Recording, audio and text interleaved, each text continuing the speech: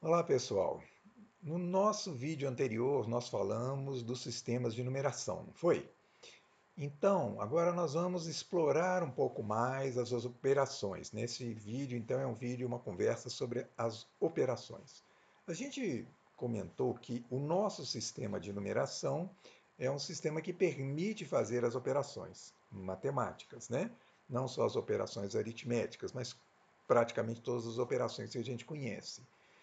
E isso o tornou um sistema universal. Ele é um sistema que foi inventado pelos indianos nos primeiros séculos de nossa era, depois foi aperfeiçoado pelos árabes, e dos árabes passou para a Europa e para o mundo inteiro.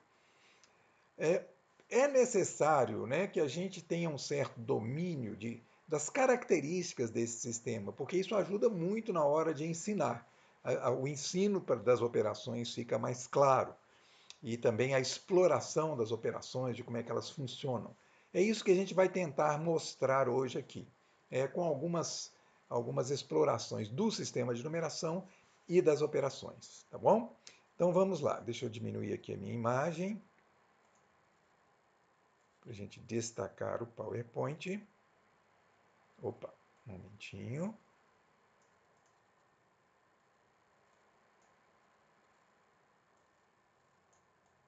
Porque aqui não tem edição não, aqui é na hora que a gente vai fazer. Pronto, então tá aí. Vamos lá. Então, a primeira pergunta é: por que o sistema de numeração indo-arábico permite fazer as operações matemáticas? De uma certa maneira, nós já respondemos isso, né? Uma vez que a gente afirmou que ele tem um valor posicional e esse valor posicional é também um valor relativo, tá? Relativo porque o número 2, que está na posição das dezenas, ele vale 10 vezes a unidade, na posição das centenas vale 10 vezes a dezena, 100 vezes a unidade, né? E é mais ou menos por aí que funciona o nosso sistema de numeração. Bom, para a título de comparação, a gente pode pensar como que seria um algoritmo da multiplicação num sistema egípcio. Quer dizer, aqui nós temos uma situação bastante complicada, porque não é impossível, mas é uma situação difícil de ser resolvida, quer dizer, dentro do próprio sistema de numeração. E é por causa dessas dificuldades que os egípcios, ou os chineses, né, e os romanos, eles adotavam fazer o cálculo com pedras, no caso dos romanos, né, ábaco, no caso dos chineses. Então, por isso que a palavra cálculo vem da palavra calculi, né, que quer dizer pedra em latim. Então vamos lá, nós vamos mostrar um pouquinho de como que o valor relativo nos permite fazer operações que deveria ser a maneira de realizá-las com pedras, né? Então, o que é valor relativo? É a gente pegar algum objeto e, devido a características físicas, atribuir um valor a ele. As notas de dinheiro, por exemplo, as cédulas, elas têm um valor relativo, que é convencionalmente é, definido, né? Então, não é nem preciso a pessoa saber ler uma cédula, se ela souber a cor da cédula, que vale 10, vale 100, que vale 1000, né? E ela vai manipulando as cédulas, mesmo não conseguindo ler os números que estão lá, por exemplo. No caso aqui, eu estou mostrando um valor relativo para fichas coloridas. Nós vamos manusear fichas coloridas. Porque essa foi uma prática durante muitos anos que eu fiz com crianças e é bastante significativa do ponto de vista matemático, funciona bastante bem. No caso aí, por exemplo, nós estamos trabalhando com a base 5. Então, 5 fichas verdes vão valer uma ficha amarela, 5 amarelas vão valer uma rosa, 5 rosas vão valer uma ficha azul. A gente pode jogar esse jogo com dados, né, 2 dados, por exemplo, você vai lançando dados e obtendo só ficha verde. À medida que você obtém 5 fichas verdes, você vai trocando por uma amarela. Depois, quando você obtiver 5 amarelas, você troca por uma rosa, e quem obtiver 5 rosas primeiro, troca pela azul e ganha o jogo. É um tipo de regra para fazer essa manipulação de valores relativos. A gente pode também fazer inverso. Cada jogador começa com uma ficha azul, joga os dados e tem que pagar em fichas verdes. Então, se eu só tenho uma ficha azul, eu tenho que trocar a minha azul pelas fichas rosas, eu tenho que pegar uma ficha rosa ou duas e trocar por amarelas, trocar a ficha amarela pelas fichas verdes e ir pagando com fichas verdes. E quem conseguir esvaziar a mão primeiro é o vencedor do jogo. né? Então, tanto a gente pode fazer no sentido de acumular fichas, quanto no sentido de perder fichas, vamos dizer assim. Né? No caso de acumular, isso vai ser aplicado à multiplicação e à adição. No caso de perder fichas, a divisão e subtração. Tá? Nós vamos trabalhar aqui com a base 10, que é a nossa base convencional e tudo, e aí a gente vai ver como é possível fazer operações com fichas coloridas, que equivaleriam a pedras, né? Eu tenho pedras coloridas ou pedras de formatos diferentes para simbolizar valores diferentes, né? Então, aqui nós vamos convencionar que o verde vale 1, o amarelo vale 10, o 100, a rosa, né? Vale 100, a azul vale 1000, a marrom vale 10.000, a lilás vale 100.000. Então, nós podemos fazer isso de qualquer jeito, com qualquer cor, né? E não precisa de ser só fichas coloridas, evidentemente. Vamos lá. Então, eu estou aqui diante de uma multiplicação. Agora sim, uma multiplicação pesada, peguei logo uma bem grandona, um número grande, para a gente ver que não é tão complicado assim. Embora, né, antigamente, lá para os romanos, né, pelo que a gente sabe, havia pessoas especializadas em fazer operações. Então, recebia uma operação dessa, ela levava, né, tinha lá o seu escritóriozinho, levava para casa, fazia a operação, dava o resultado no dia seguinte e recebia por isso. Né?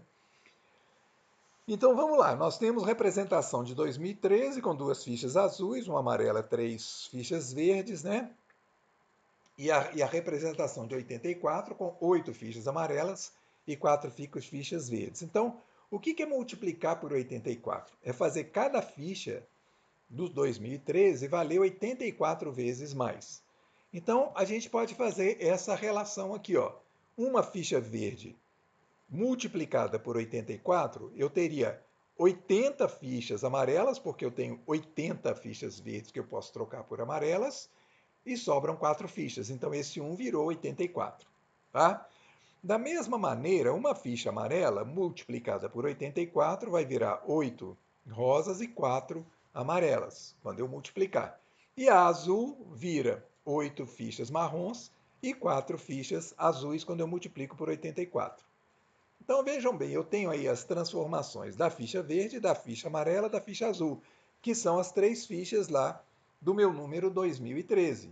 Agora o que eu vou fazer? Eu vou aplicar esse resultado aqui a cada ficha verde. Então são 3 vezes o primeiro resultado, uma vez o segundo resultado e 2 vezes o terceiro resultado.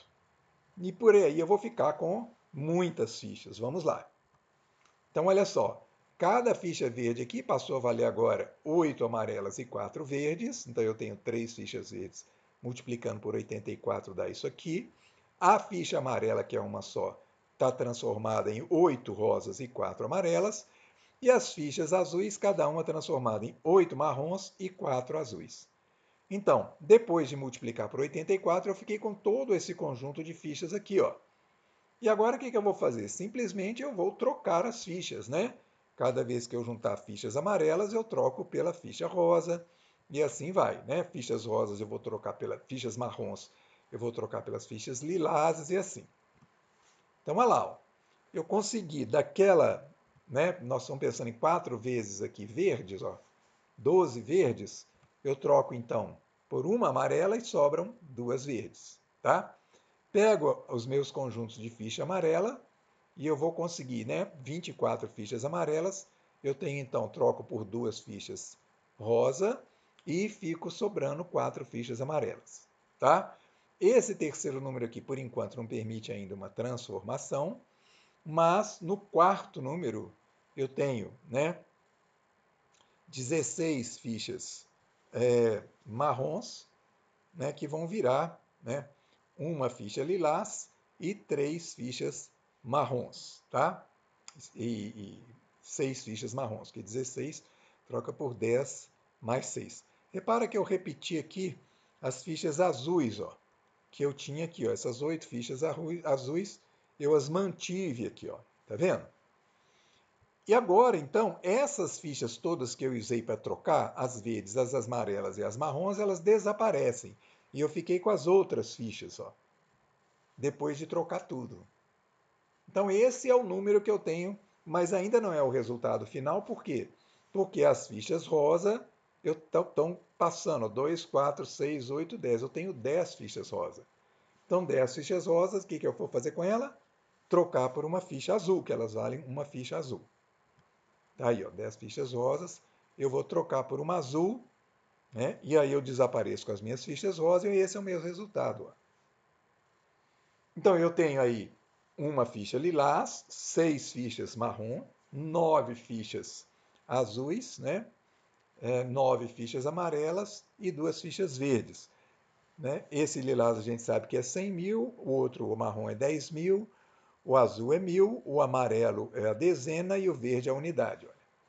Então, né, recordando lá nossas transformações de cores, o resultado da multiplicação é 169.092.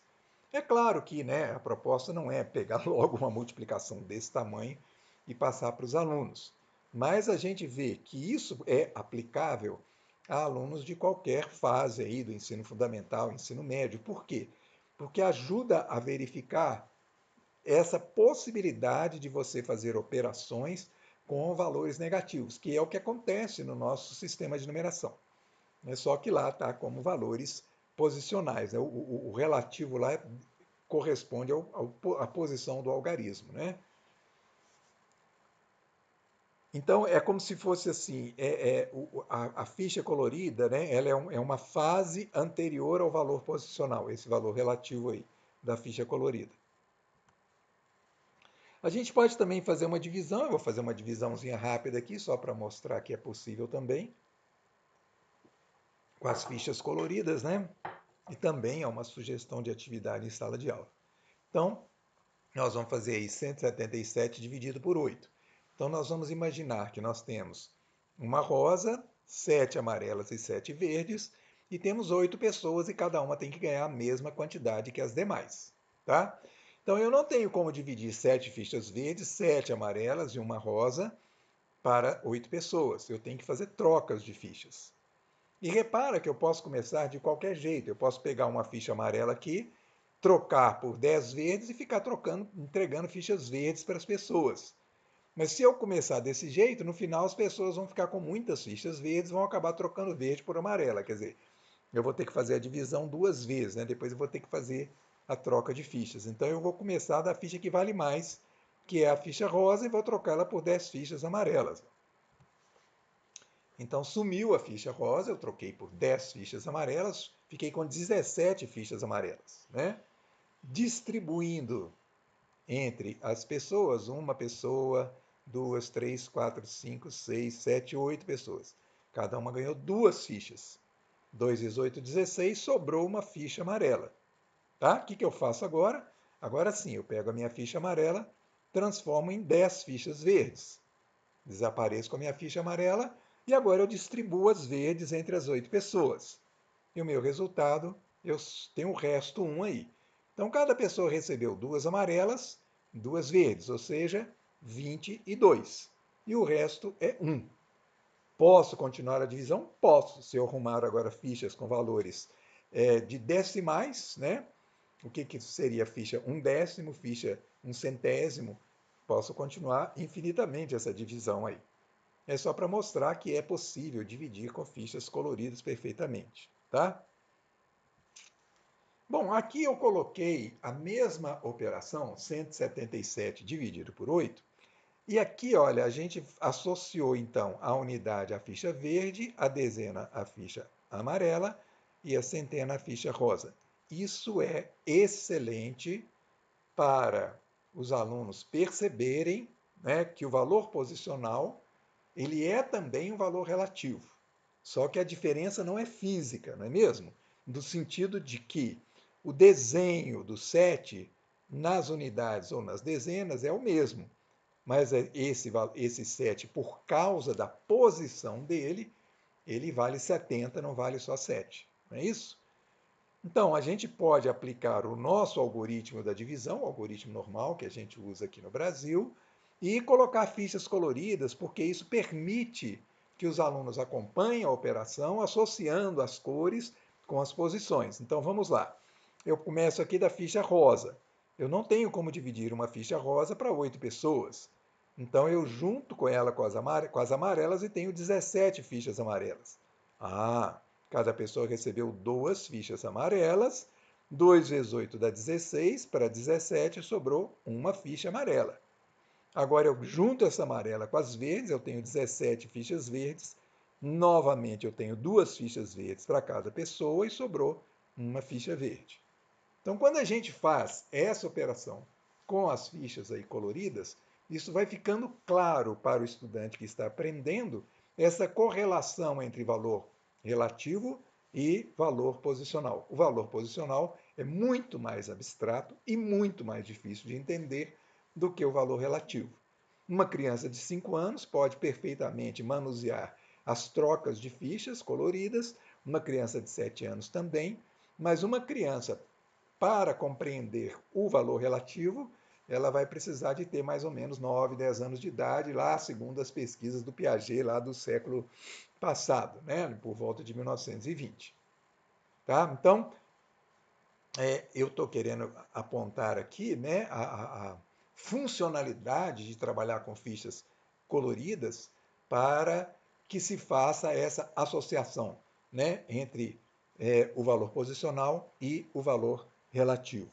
Bom, como a gente sabe que, mesmo na segunda fase do ensino fundamental, os alunos apresentam muitas lacunas em relação à compreensão do ensino, à compreensão do sistema de numeração, e essas lacunas vão até para a universidade, seria interessante bolar atividades para o ensino fundamental, segunda fase.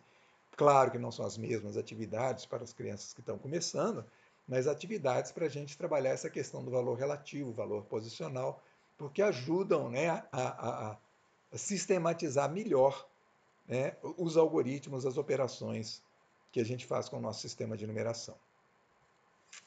Bom, aí nós vamos agora pular para o cálculo mental. Então, uma ferramenta importante para o manejo das operações, né?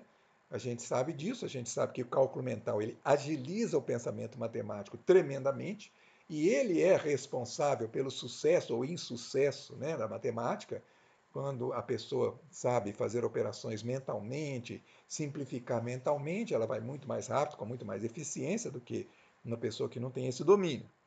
Então, a gente vem logo, né, com essa pergunta: como é que nós vamos incentivar o cálculo mental, né, o exercício do cálculo mental?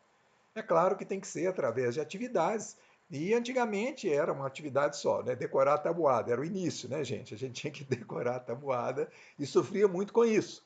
Mas era uma ferramenta que a gente adquiria, e decorar a tabuada é importante, né? Só que a gente tem que fazer esse decorar a tabuada por meio de jogos. Hoje a gente tem, vamos dizer assim, ferramentas muito mais eficazes para trabalhar com a tabuada em sala de aula. Depois a gente pode conversar sobre isso, se alguém quiser, porque vale a pena a gente, né, retomar isso aí, pensar nessas atividades. Bom, existem conexões entre decorar a tabuada e o desenvolvimento das habilidades de cálculo mental, sem dúvida, né? Quer dizer, quando uma pessoa sabe o cálculo mental, mesmo que ela não tenha uma calculadora, mesmo que ela não tenha um lápis na mão, e nós que somos da área sabemos disso, você pode estimar um valor de uma operação qualquer antes de fazer a operação, né? Então, o cálculo mental é importantíssimo para a habilidade. É como se fosse assim, né? O sujeito que vai pintar, por exemplo, vamos pensar nisso, né? O sujeito vai fazer uma pintura, então ele tem lá uma tela, mas ele só recebeu um pincel bastante largo. Como que ele vai fazer traços finos com aquele pincel largo? Não tem jeito. Então ele precisa de vários pincéis, cada um para fazer um traço de acordo com a largura do traço que ele quer.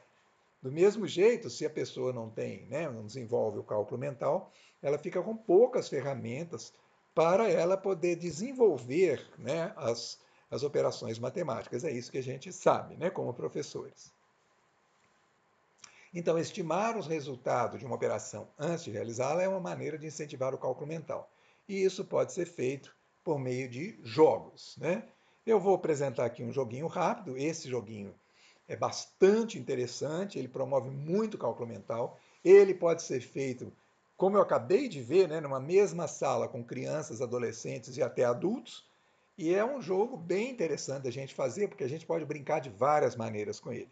Então, é o desafio dos 4 dados. O que significa isso? Como é que o professor passa a atividade? Olha, eu sorteei 4 dados, sorteei 4 números, seja os números 1, 3, 3, 6. Então, o dado saiu com o número 1, o outro com 3, o outro com 3, o outro com 6.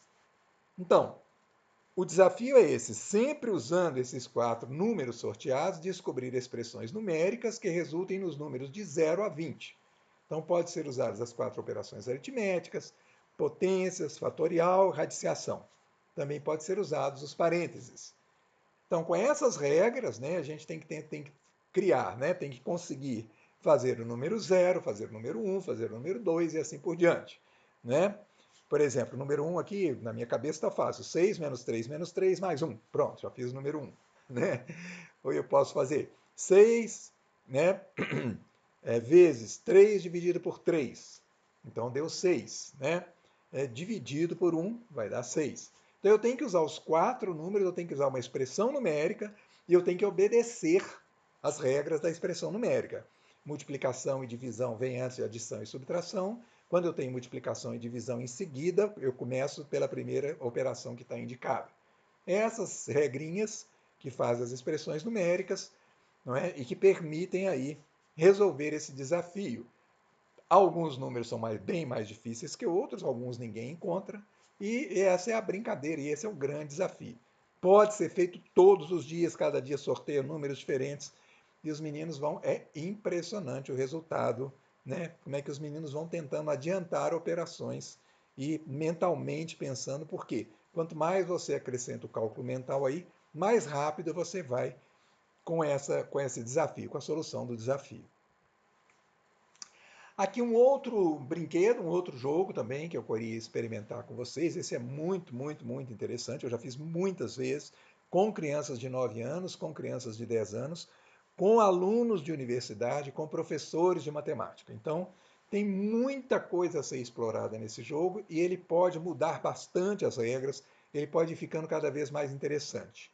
Então, eu tenho aí os números de 0 a 10, né? Eu até coloquei aqui a folha que eu costumo usar em papel A4, que aí eu corto já as cartas com cada número, né?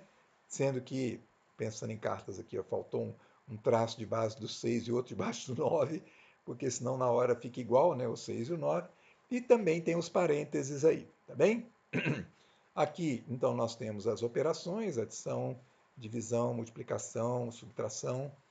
E a brincadeira é, eu sorteio 3 números, então eu tenho o bloco de números separados, o bloco de operações separados. E os parênteses de lado. Os parênteses a gente não começa jogando com eles, só joga depois. Então eu sorteio 3 números e 2 operações. Tá? E aí eu faço uma expressão numérica. E eu posso brincar com uma primeira regra, que seria quem conseguir o maior número, depois de 6 jogadas, né, quem obtiver o maior número no somatório de 6 jogadas será o vencedor. Então é importante ter várias jogadas, porque dependendo das cartas, no início eu vou sair com um número muito baixo, depois eu posso melhorar meu número, né? Eu tenho que saber manipular, multiplicação, como é que eu coloco, subtração. Depois que os meninos estão acostumados com o jogo, entra com os parênteses, agora você pode usar os parênteses, pode aperfeiçoar as operações, as suas expressões numéricas, né? E aí vai anotando cada jogada. Depois de 6 jogadas, esse jogo aqui, esse conjunto é para 4 jogadores. Depois de 6 jogadas, aí faz a somatória e vê quem tirou o maior número, seria o vencedor. Né? Então, olha aqui, ó, eu botei uma expressão numérica que é só para mostrar que, às vezes, como que essa coisa dá oportunidades da gente criar situações interessantes. Eu coloquei aqui 2 divisões e 3 números que pode sair, né, para qualquer pessoa, e foi a primeira experiência que eu tive, eu nunca esqueci, que eram crianças de 10 anos, e os meninos estavam jogando lá na sala de aula, e aí um grupo de meninos que eles estavam jogando em dupla, uma dupla contra outra dupla. E esses meninos que tiraram isso aí me chegaram para mim e falaram: e aí, como é que a gente vai fazer que o número que nós estamos conseguindo está muito baixo, né? Estavam prejudicados. Então, 7 dividido por 2 dividido por 5 é igual a 0,7. Bom, aí eu fui pensando com eles nos parênteses, falei, ó, vocês podem usar o parênteses e vocês vão obter um número maior que 7, maior que 2 e maior que 5.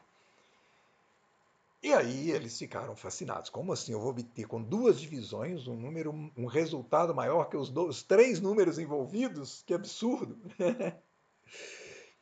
Então, né, a gente vai fazer 7, por exemplo, dividido por 2 dividido por 5. Então, colocamos o parênteses para a gente fazer 2 dividido por 5 primeiro, e a gente obtém 17,5. Ou 5 dividido por 2 dividido por 7 também vai dar 17,5. Bom, então eles fizeram isso, e é isso que importa para nós aqui, né, o processo didático aí, e eles ficaram fascinados. Ah, uma coisa importantíssima, né? Esse jogo a gente joga com calculadora, porque, né, se os meninos forem ficar fazendo essas contas lá, uma a uma, vai demorar demais. E aí o jogo fica completamente desinteressante. Então eles fizeram desse jeito, levaram para os colegas, eles davam um pulo de alegria, porque conseguiram um número maior do que outro. E aí, né, no final, para poder fazer um resgate do jogo, né, com os meninos, com a turma toda, né, a pergunta era por que, que essa divisão deu um número tão alto? Né? E aí, né, o meu trabalho com eles foi, eu peguei um número diferente, por exemplo, 2 dividido por 0,5, né, que deu 4. Eu falei, por que, que 2 dividido por 0,5 vai dar 4? E aí eu coloquei na reta numérica o 0,5 e o 2, eu mostrei que o 0,5 cabe 4 vezes dentro do 2, que é um dos significados da divisão e que é muito pouco usado, é o significado da comparação. Então, quando eu divido 2 por 0,5, eu estou querendo saber também quantas vezes 0,5 cabe dentro de 2, e cabe 4 vezes. E foi muito interessante porque a gente fez, os meninos estavam com 10 anos de idade, e no ano seguinte, eles estavam na mesma escola, eu fui lá na sala deles e aí apresentei para eles uma divisão por um número, né, decimal, que dava um número maior do que os outros. Eu perguntei para eles por que, que acontece isso, para saber se eles tinham memorizado, e tinham. E aí a explicação para eles estava muito clara. Dá um número grande porque ele está nos dizendo quantas vezes o número menor cabe dentro do número maior. Então, isso para mim foi uma super glória, quer dizer, então, eles realmente, né, introjetaram esse significado da divisão, que é super importante, para compreender o que você está fazendo, né? Bom, a gente pode mudar as regras. Então seria, por exemplo, quem obtiver o menor número no somatório de 6 jogadas será o vencedor. Então, em vez de direcionar a expressão numérica para obter o maior valor, eu vou direcionando para obter menores valores, o que muda completamente a lógica da expressão numérica. Outra, quem obtiver o número mais próximo de zero no somatório de 6 jogadas será o vencedor. Então, esse mais próximo de zero pode ser discutido. O que significa isso? É o mais próximo de zero positivo ou o mais próximo de zero negativo? Qual que é a diferença do positivo e do negativo mais próximo de zero? Né? Então, olha só como que isso permite a gente explorar a reta numérica, explorar a noção de número negativo, como que isso é importante. Por isso que vale para várias idades. E é interessantíssimo, gente, quando a gente pega os meninos da universidade, eu tive a oportunidade de fazer isso, para muitos deles essas coisas não são claras, e esse jogo vai esclarecendo, né? Então a gente pode fazer algumas explorações também do jogo. Olha, considerando todas as cartas do jogo, com qual expressão numérica se obtém o maior resultado? Que resultado é esse? E o menor número possível, ou o menor resultado possível, né? Então nós temos o maior resultado que seria positivo e o menor resultado que seria negativo. E aí dá para ter uma discussão interessante, né, na turma. Que cartas garantem que o resultado de uma sequência será sempre zero? Então, se eu tenho duas multiplicações, uma multiplicação e uma divisão, tem o número zero ali no final, né? Sempre o resultado vai ser zero, tá? Em quais situações o resultado da expressão numérica será o mesmo, independentemente das posições em que forem organizadas as cartas? Então, se eu tenho um zero com uma multiplicação e divisão, qualquer resultado, qualquer jeito que eu colocar as cartas, o resultado vai ser zero, certo? Mas também, e aí entra a comutatividade, por exemplo, né? Qualquer jeito que eu colocar, se eu tiver duas adições, ou qualquer jeito que eu colocar, se tiver duas multiplicações. O que não vale para divisão e para subtração. E isso é muito interessante mostrar com os alunos para eles verem, né, para eles terem mais um jeito de estar informado da diferença, né, da comutatividade, quando a gente está falando de multiplicação e quando a gente está falando de divisão, adição e subtração. Com que sequência de cartas se obtém como resultado o menor número decimal positivo e o maior número decimal negativo? Então, essa aproximação do zero. Como é que eu posso aproximar do zero por cima? Como é que eu posso aproximar do zero por baixo? Então, pensar sobre isso, como é que eu ponho as sequências, é muito legal, porque quando você está na turma, um menino fala, eu consegui o número tal. Aí você põe lá o número tal, vai na reta, na linha numérica, o número dele está aqui. Será que a gente consegue um número ainda mais baixo que esse? Ou será que a gente consegue ainda um número mais próximo de zero que esse? Dá uma conversa bem interessante. E essa última, que cartas garantem que vai ser impossível obter o resultado da expressão? Essa é surpreendente e eu garanto para vocês, para os alunos de engenharia. Por quê? Né? Se eu tenho duas divisões e dois zeros, eu necessariamente caio numa divisão por zero. Tá? E isso é muito legal, porque o que eu vi os alunos fazendo? E já tinham feito cálculo, né?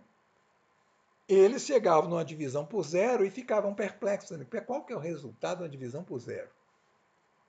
E chegavam, inclusive, né, a ficar perplexos sem resolver. Estou aumentando aqui o coisa. E aí eu perguntava para eles, mas espera aí, quanto que é um número dividido por zero? Põe aí na calculadora. Aí eles punham na calculadora, uai, deu erro. E aí a gente tem que discutir. Por que a gente não pode dividir um número por zero? Né?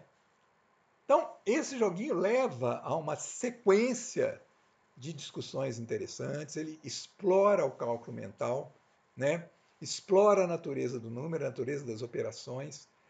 A gente pode variar ali bastante, né? A gente pode introduzir fatorial como uma das operações, a gente pode introduzir radiciação.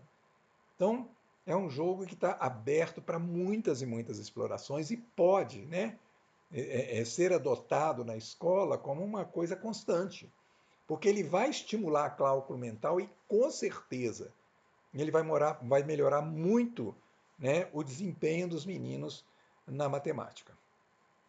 Então é isso, gente. Por hoje, nesse nosso vídeo sobre conversa sobre as operações. Vamos continuar conversando.